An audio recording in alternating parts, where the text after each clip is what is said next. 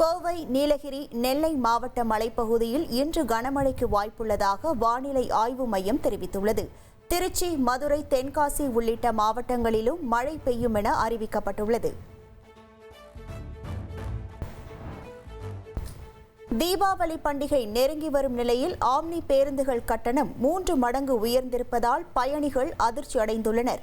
சென்னையிலிருந்து நெல்லைக்கு 5,000 ரூபாய் வரையிலும், மதுரைக்கு 4,000 ரூபாய் வரையிலும் கட்டணம் வசூலிக்கப்படுகிறது. தீபாவளி பண்டிகையை முன்னிட்டு உயர்த்தப்பட்ட ஆம்னி பேருந்து கட்டணத்தை நாளைக்குள் குறைக்க வேண்டும். கட்டணத்தை குறைக்காவிட்டால் கடும் நடவடிக்கை எடுக்கப்படும் என அமைச்சர் சிவசங்கர் எச்சரித்துள்ளார். பேச்சுவார்த்தை தோல்வியில் முடிந்ததால் எல்பிஜி டேங்கர் லாரிகளின் வேலை நிறுத்த போராட்டம் 4வது நாளாக தொடர்கிறது. 2025 30ஆம் ஆண்டுக்கான டெண்டரில் பங்கேற்ற எல்பிஜி டேங்கர் லாரிகளுக்கு ஒப்பந்தம் வழங்க கோரி வேலை நிறுத்தத்தில் ஈடுபட்டுள்ளனர்.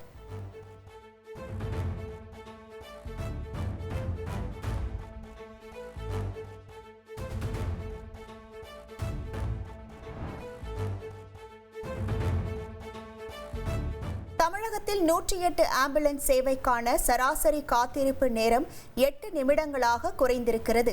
பாதிக்கப்பட்ட இடங்களுக்கு 8 நிமிடங்களுக்குள் 108 ஆம்புலன்ஸ் சேவை விரைந்து செல்வதாக சுகாதாரத்துறை தெரிவித்துள்ளது. முதுகலை ஆசிரியர் காலி பணியிடங்களுக்கான போட்டித் தேர்வு தமிழகம் முழுவதும் நடைபெற்றது. 809 மையங்களில் நடைபெற்ற தேர்வில் சுமார் 2,30,000 பேர் பங்கேற்றனர். கரூர் கூட்ட நெரிசல் சம்பவம் தொடர்பாக சிறப்பு புலனாய்வு குழுவினர் 8வது நாளாக தீவிர விசாரணை மேற்கொண்டுள்ளனர். திருவள்ளூர், கடலூர், ராணிப்பேட்டையில் இருந்து கூடுதல் அதிகாரிகள் வரவழைக்கப்பட்டு விசாரணை நடைபெறுவதாக தெரிவிக்கப்பட்டுள்ளது. அதிமுக தாவேக கூட்டணி குறித்து தேர்தலுக்கு முன்பு தெரியவரும் என அதிமுக பொதுச் செயலாளர் எடப்பாடி பழனிசாமி தெரிவித்துள்ளார். அதிமுகவின் கூட்டத்திற்கு தாவேகவினர் தாமாக வருவதாகவும் அவர் விளக்கமளித்துள்ளார். ஓசூர் அருகே நடந்த விபத்தில் வேன், லாரிக்கு இடையே சிக்கி கார் நொறுங்கியதில் 4 பேர் உயிரிழந்தனர். தீபாவளிக்காக கனடா நாட்டிலிருந்து வந்த நண்பனை காரில் அழைத்து சென்றபோது 4வரும் உயிரிழந்ததாக தெரிவிக்கப்பட்டுள்ளது. மேற்கு வங்கம் துர்காபூரில் மருத்துவக் கல்லூரி மாணவி கூட்டு பாலியல் வன்கொடுமை செய்யப்பட்ட சம்பவத்தில் 3 பேர் கைது செய்யப்பட்டுள்ளனர். கைது செய்யப்பட்டவர்களிடம் தீவிர விசாரணை நடைபெற்று வருகிறது.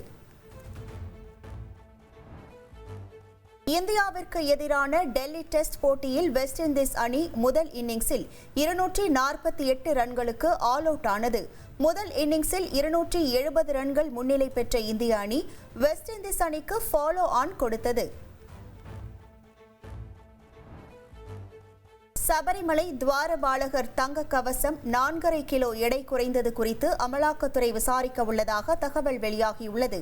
தங்க கவசம் பெயரில் அன்பளிப்பு பெற்றதில் கருப்பு பணம் பரிமாற்றம் நடந்துள்ளதா என விசாரிக்க அமலாக்கத்துறை திட்டமிட்டுள்ளது. நீர்பிடிப்பு பகுதிகளில் தொடர்ந்து மழை பெய்து வருவதால் கடலூர் தென்பெண்ணை ஆற்றில் நீர்வரத்து அதிகரித்துள்ளது. நீர்வரத்து அதிகரிப்பால் கடலூர் மாவட்ட தென்பெண்ணை ஆற்றின் கரையோர மக்களுக்கு வெள்ள அபாய எச்சரிக்கை விடுக்கப்பட்டுள்ளது.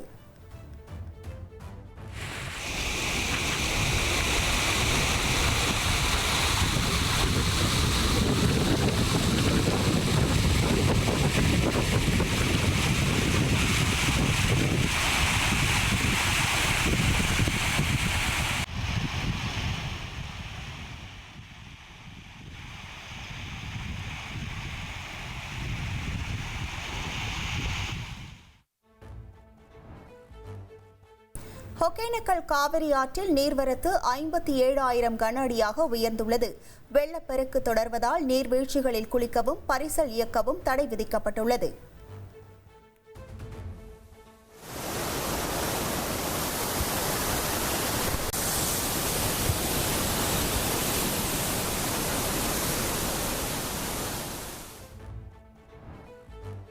நெல்லையில் எலி காய்ச்சல் குறித்து மக்கள் அச்சப்பட வேண்டாம் என மாவட்ட ஆட்சியர் சுகுமார் தெரிவித்துள்ளார். எலி காய்ச்சலால் பாதிக்கப்பட்ட மாணவர்களின் உடல்நிலை தற்போது சீராக இருப்பதாகவும் அவர் கூறியுள்ளார்.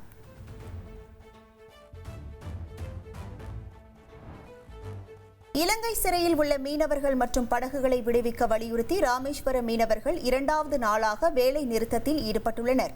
800க்கும் மேற்பட்ட விசை படகுகள் துறைமுகத்தில் நிறுத்தப்பட்டுள்ள நிலையில் நாள் ஒன்றுக்கு 10 கோடி ரூபாய் வருவாய் இழப்பு ஏற்பட்டுள்ளது. சென்னை கொளத்தூரில் வண்ண மீன்கள் வர்த்தக மையம் திறக்கப்பட்டது குறித்து முதல்வர் ஸ்டாலின் பெருமிதம் தெரிவித்துள்ளார். சென்னையில் வண்ண மீன்கள் விற்பனை என்றாலே அது கொளத்தூர்தான் எனவும் அவர் கூறியுள்ளார். நாகை கீழையூரில் 13 வயது மாணவர் மின்னல் தாக்கி உயிரிழந்தார். வீட்டின் மொட்டை மாடியில் நின்றிருந்த போது மாணவர் தீபராஜ் மின்னல் தாக்கியதில் உயிரிழந்ததாக தெரிவிக்கப்பட்டுள்ளது. சென்னை ஸ்டான்லி மருத்துவமனையில் உயிரிழந்த ரவுடி நாகேந்திரன் உடல் பிரேத பரிசோதனைக்கு பின் குடும்பத்தினரிடம் ஒப்படைக்கப்பட்டது. வியாசர்பாடியில் உள்ள SM நகரில் உடல் வைக்கப்பட்டுள்ள நிலையில் 500க்கும் மேற்பட்ட போலீசார் பாதுகாப்பு பணியில் ஈடுபட்டுள்ளனர். உயிரிழந்த ரவுடி நாகேந்திரனின் உடலுக்கு முன்பாக அவரது இளைய மகன் அஜித் ராஜ் திருமணம் செய்து கொண்டார். நாகேந்திரனின் மூத்த மகன் அஸ்வத்தாமன் ஜாமீனில் வந்த நிலையில் இளைய மகன் அஜித் ராஜும் சிறையிலிருந்து பரோலில் வெளியே வந்துள்ளார்.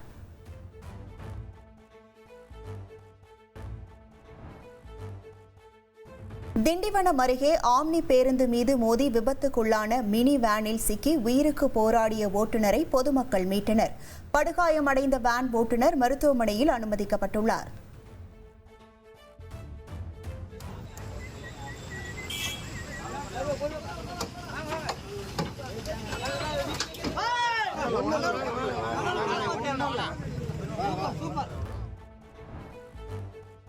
புதுச்சேரி பல்கலைக்கழகத்தில் மாணவிகளுக்கு பாலியல் தொல்லை கொடுத்ததாக எழுந்த புகாரில் பேராசிரியர் மாதவையா மீது நடவடிக்கை எடுக்கப்பட்டுள்ளது.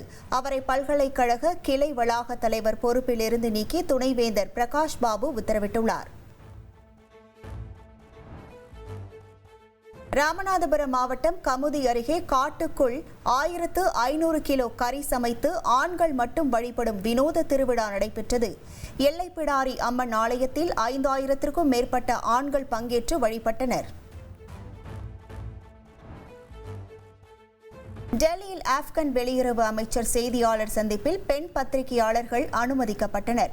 ஏற்கனவே நடைபெற்ற செய்தியாளர் சந்திப்பில் அனுமதி மறுக்கப்பட்டதாக சர்ச்சை எழுந்த நிலையில் இன்று பெண் பத்திரிகையாளர்கள் பங்கேற்றனர். மேற்கு வங்கம் துர்காப்பூரில் மருத்துவக் கல்லூரி மாணவி கூட்டு பாலியல் வன்கொடுமை செய்யப்பட்ட சம்பவத்தில் குற்றவாளிகள் கடுமையாக தண்டிக்கப்படுவார்கள் என மம்தா பானர்ஜி உறுதியளித்துள்ளார்.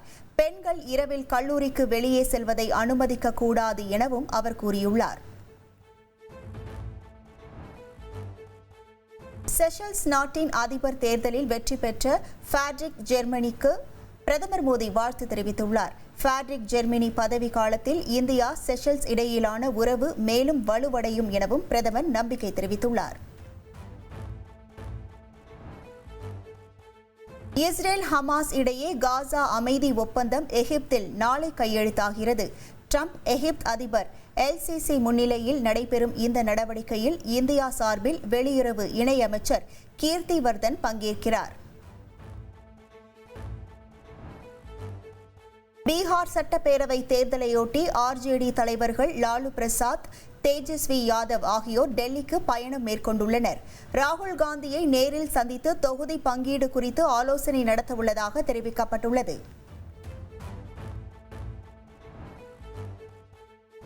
ஆப்கானிஸ்தானில் தாலிபான்கள் நடத்திய தாக்குதலில் பாகிஸ்தான் ராணுவ வீரர்கள் 58 பேர் உயிரிழந்தனர். ஆப்கான் படைகள் 25 பாகிஸ்தான் ராணுவ நிலைகளை கைப்பற்றியதாகவும் தகவல் வெளியாகியுள்ளது.